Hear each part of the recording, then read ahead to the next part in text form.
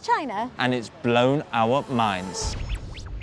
After spending the past few months traveling overseas, we'd forgotten just how technologically advanced this country is. Look! But fortunately, Huawei invited us to Shanghai and gave us free rein to make a video about some of the most exciting emerging technologies My ears are popping. that you and us should be keeping an eye on. I feel like I'm a wizard right now. We decided to spice things up a bit by each choosing a couple of exciting technologies to surprise each other with.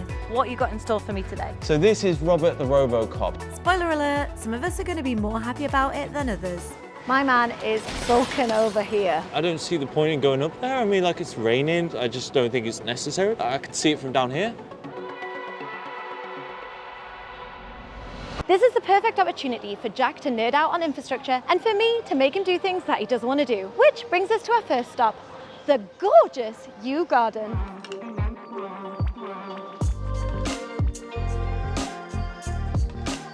Wow, wow, wow. Wee, miss, isn't this place absolutely stunning? Oh, it really is. Yeah. It's so gorgeous. But look, I'm a little bit curious. Why have you brought me here to talk tech? I mean, it seems pretty old to me. I know it might seem a little confusing considering Yew Gardens is, what, 4.5 centuries old? Yeah, it's pretty old. But it is home to some pretty cutting-edge tech.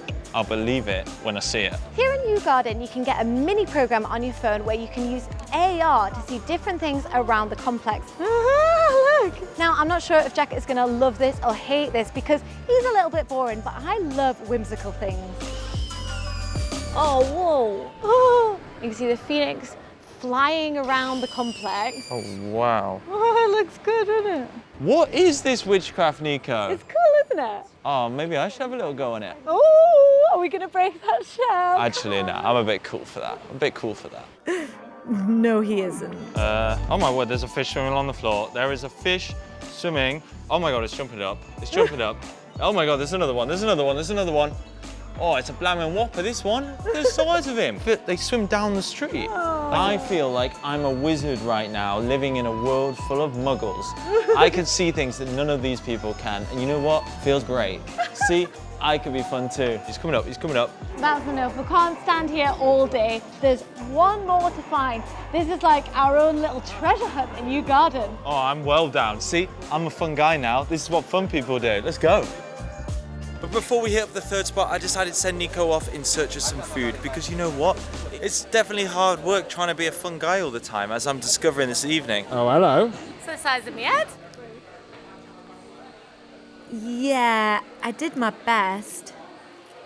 And that's given me a chance to reflect on the last time I was here, way back in November of last year, when this place was utterly deserted. Tonight it is honestly alive. There's so many people just enjoying it. It's a beautiful atmosphere. Best of all, because it's Mid-Autumn Festival this week, there's all these special light shows and extra cool lanterns floating in the lakes and things. Oh, absolutely stunning. I couldn't agree more.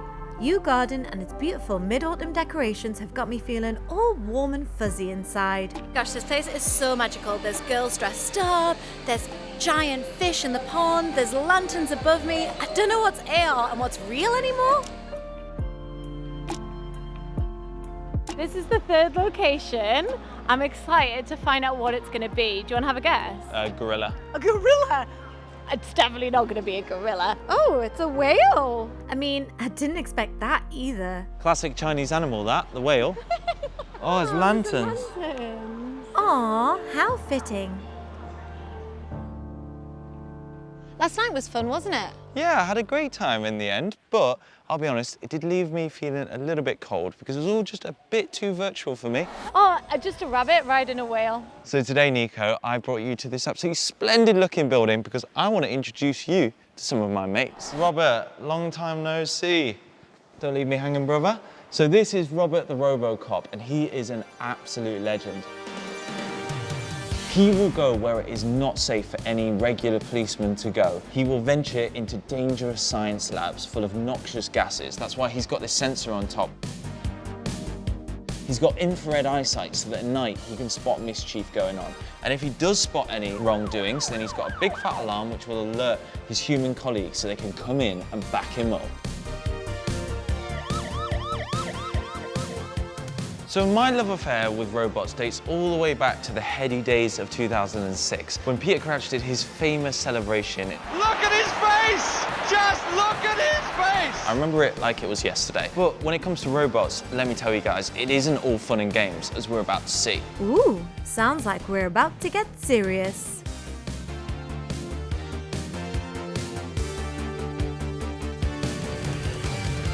So robotic arms aren't actually anything new. They've been used in manufacturing for years because after all, they are more precise and more accurate than human hands could ever hope to be.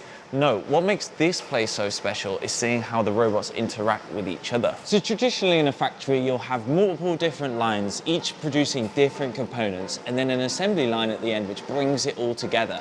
But all of this has traditionally been coordinated by humans, which leaves a lot of margin for error. But as we learned here today, Huawei have come up with an ingenious solution. In factories across China, they are setting up wireless 5G networks, which allow the robots to communicate with one another to seamlessly bring together a finished product, which in this case was a beautiful golden engraved medallion for Nico to proudly display on her mantelpiece. Thanks for that explanation, Jack, but to be honest, it kind of went over my head. I did hear you mention 5G though, so I've got a little treat for you because I can show you how we can use 5G in a more everyday use. So I know this is a bit mean because Jack is actually scared of heights, but he's also always moaning about internet speed. So I thought this is the best place to bring him, the tallest tower in China. So guys, I don't know if it's the fact that Jack has just realized we're going up to the top, or it's the fact that on the taxi on the way over here, he was reading all the mean comments you guys left about his hair, but he is sulking over there. You don't look very happy. I don't see the point in going up there. I mean, like, it's raining, it's going to be slippy. I just don't think it's necessary. I can see it from down here. Come on, you big baby. Look, you might not even be able to see anything up at the top because it's so cloudy. It'll be fine. Look, it says the visibility is average. Don't worry. I'm not worried, you're worried. Who's worried? I'm not worried. Are you just feeling a little bit nervous? Nah, I'm not nervous. It's just not really my thing, you know? Don't worry, I'll hold your hand. Jack. Yeah? I just learned a fact that's going to make you feel better. What? We are going to get up to the top uber fast because at one point the Shanghai Tower had the world's fastest elevator. I'm not sure that does make me feel better, to be honest. Are you feeling excited? Not in the slightest, right? Welcome to Shanghai Tower. My ears are popping. Ooh.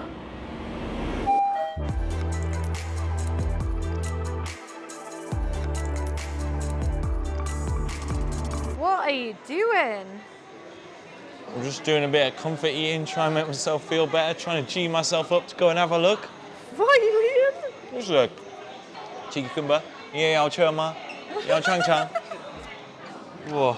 You see, it's not so bad, is it? Yeah, if I just hang on to the glass for dear life, I think I'll be okay. To be honest, looking out at all these amazing sights is really helping to distract me from just how terrifying this experience is. And also, I've noticed, have you seen how rapid the clouds are moving across the sky? I know, I've never seen clouds move this fast. And actually, I read something interesting online. So it's really windy here in Shanghai. So they made the building in quite a unique design. They made it in the shape of a corkscrew.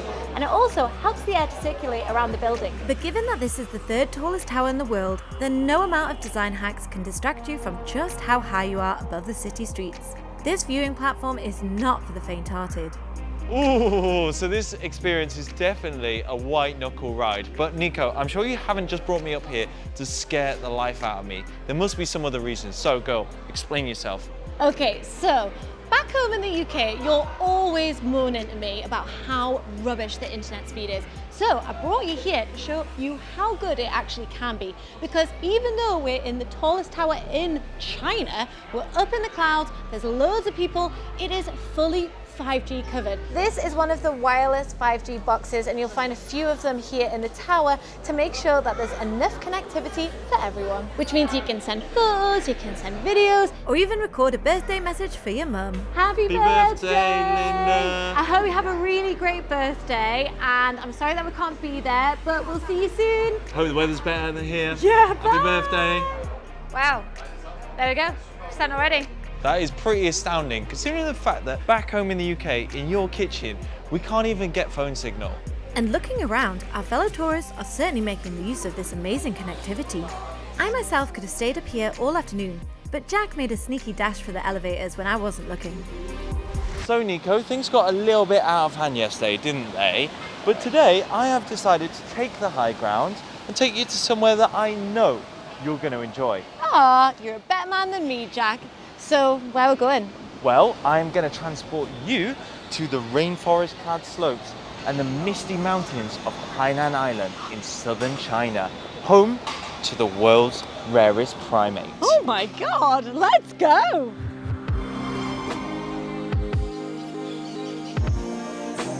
Jack, this doesn't look much like a jungle. No, you're absolutely right, Nico. I think it's safe to say that this is more of an urban jungle. But, in fairness, we've come here to listen to a very interesting chap who's got plenty of experience with real jungles. Okay, I'm intrigued. Show me more.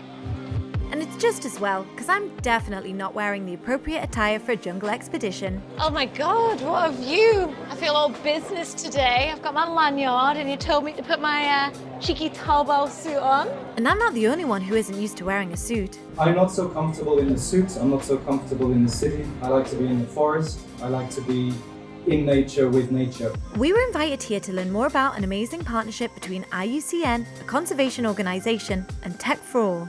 Together, they are using cutting-edge technology to protect some of the world's most endangered species. We're talking birds, we're talking leopards, we're talking elephants, and the Hainan gibbon. This is the only place you can find them, and they're only in one part of the island, in one part of the forest. They are about as rare as it gets. With just 36 individuals left, keeping an eye on these little fellas is incredibly hard work. And you have to walk for days. It's very hard, it's very dangerous. It's very time consuming. And without technology, that was the only way to know if these animals are there, how many there are. That was before conservationists started using acoustic monitoring to record the sounds of the gibbon's calls. So something like this. But going through hours and hours of recordings is an arduous job for a conservationist until now. Each one has a unique call and a unique voice. The AI can analyze the voice and the accent of every single one of those gibbons. They can hear new voices, a new baby crying for the first time. They can hear the old male who's been kicked out of the house and is on his own. And it's something you could never have dreamed about 25 years ago. Oh my gosh, that was so interesting. Oh, I just felt like really inspired and happy to learn about all the ways that these new technologies are helping the environment. It just makes me so happy to see, because I'm really passionate about conservation and helping animals around the world. What did you think about it? So I'll be honest, Mrs. Over the past sort of year or so, I've been getting a little bit anxious about the advance of AI. I've had these kind of feelings like, you know, maybe it's coming from my job as a creative, as a guy who edits videos for a living. But actually coming here today, learning more about how it's helping the gibbons, who are so cute, let's face it. So adorable. It's really giving me some hope for the future and showing that actually AI has a lot of good uses and there's a lot of positive ways it could impact the world. So hopefully in the future we'll be able to go and make a video about some of these amazing projects ourselves. But in the meantime, I'd like you guys to leave us a comment letting us know what technologies we should be keeping an eye on over the next few years. See you next time. Bye!